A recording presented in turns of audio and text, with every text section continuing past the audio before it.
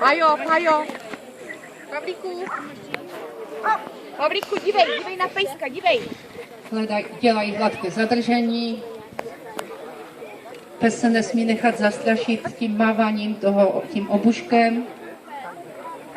Postupně ve výcviku pak přidávají se rány, ale obušek je měkký, není to tak, že by to psa bolelo, je to udělané na tom základě, aby to hlavně bouchalo hodně, aby ty byly rány slyšitelné než bolestivé. Tímto způsobem se pes učí naskakovat vysoko. Dnes se obrany dělají na té úrovni, že to má být zábava pro psa a ten pes není tam kořistí člověk, ale je tam kořistí skutečně ten rukav. A proto se těm psům ty rukávy dávají.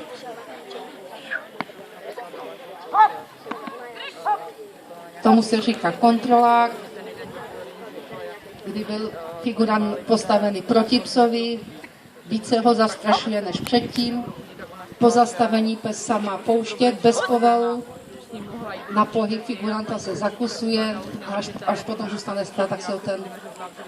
Chtěla Beči, tak ona říkala, to je jak kdyby znova, že si to ona říkala, že si to všechno vybavilo, Tak vidíte, opravdu ho baví kousání. Není každý pes stavěný na kousání, jsou psi, kteří to dělají rádi, jsou psi, co to dělají z povinnosti a jsou psi, které nedonutíte kousnout.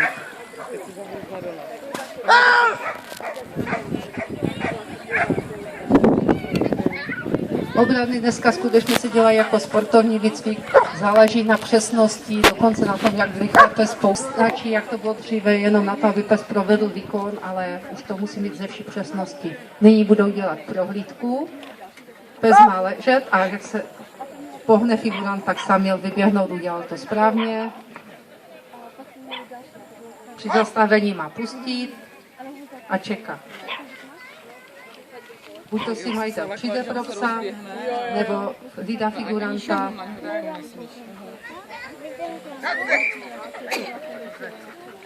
Opět udělají náskok. A za odměnu se mu rukám dává. A pes smí kousat úplně kamkoliv. Říká se tomuto cvičení ringu.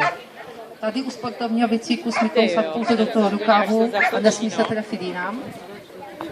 Zatímco u ringa si může kousnout do nohy, do zad, kamkoliv mu to vyjde a kamkoliv chce. Jestli příští rok budete chtít, přijďte se na, určitě se noční závod bude opakovat, přijďte se...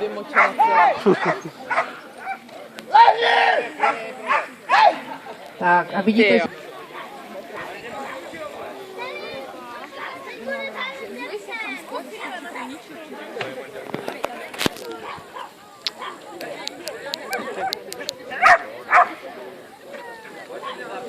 Já se omlouvám, já jsem tady zapomněla, jsem předtím říkala, že děvčata ukážou základní triky u tance ze psa. Ano? Takže to je právě tyto první triky, které se učí na začátku. Učí se obcházet, přiskazkovat nohu, kličkovat mezi nohami. Tak se omlouvám divákům i tady našim sovodkám.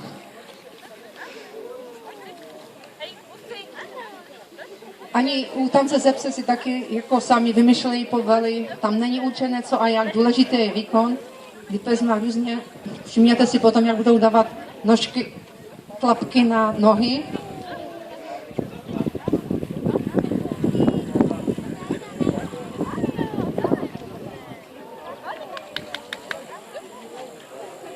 Je to takové hraní se psem, akorát je to těžké teda naučit. Couvání, válení sudů, kličkování mezi nohami. Takže takhle si můžete každý hrát doma se svým psem, když ho máte. To je na trávení volného času. A když budete nejlepší, tak se dostanete i do televize.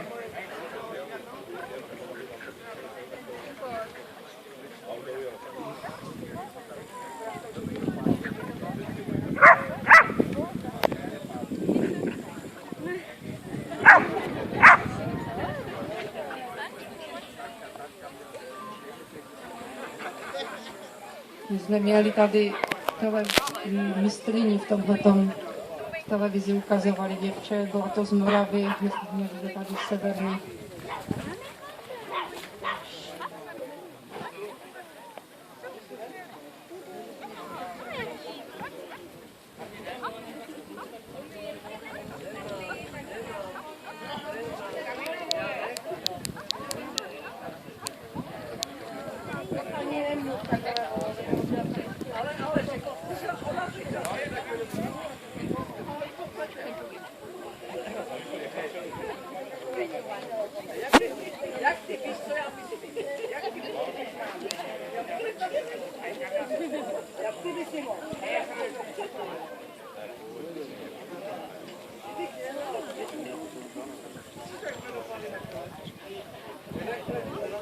Všechno, co vidíte dnes, tak se vlastně cvičí buď za hračky, anebo za žrádlo. Akorát u obran to bývá opravdu za to kousání, za odnesení si toho rukávu.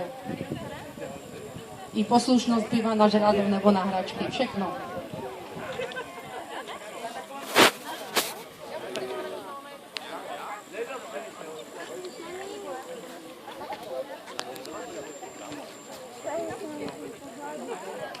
Tak, já děkuji děvčatům, omlouvám se jim, že jsem